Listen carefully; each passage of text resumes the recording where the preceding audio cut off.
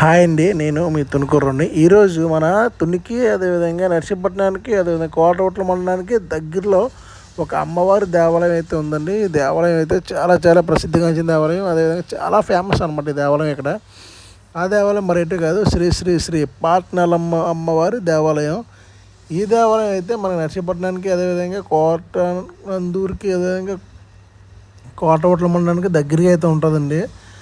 అంతేకాదు ఇక్కడ ఈ అమ్మవారు అయితే స్వయంగా వెలిసారనేది చెప్తూ ఉంటారు. అక్కడే ఆంజనేయ స్వామివారు అయితే చూడవచ్చు. పంచముఖి ఆంజనేయ స్వామి విగ్రహం కూడా చాలా పెద్ద విగ్రహం అయితే ఉంటుందండి. అంతే అయితే ఈ దేవాలయంలో అయితే చూడొచ్చండి. ఈ దేవాలయంలో అదేవిధంగా శివుడు పార్వతులు అయితే ఒకే విగ్రహంగా అయితే ఉంటారండి. అదేవిధంగా ఇంకా లోపలికి వెళ్తే ఈ అమ్మవారిని చూస్తే నాకైతే ఒళ్ళంతా చిలరించింది. ఎంత భయంకరంగా అయితే అనిపించింది నాకు.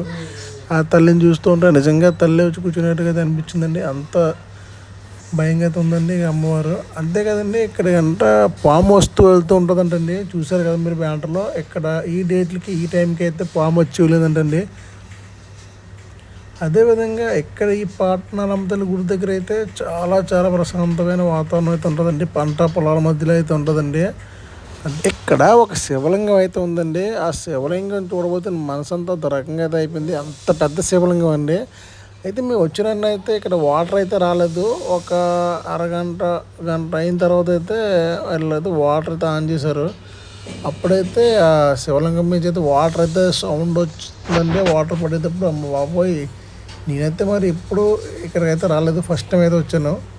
చాలా చాలా అయితే నాకు ఈ కార్తీక మాసం అయితే చాలా హ్యాపీగా అనిపించిందండి.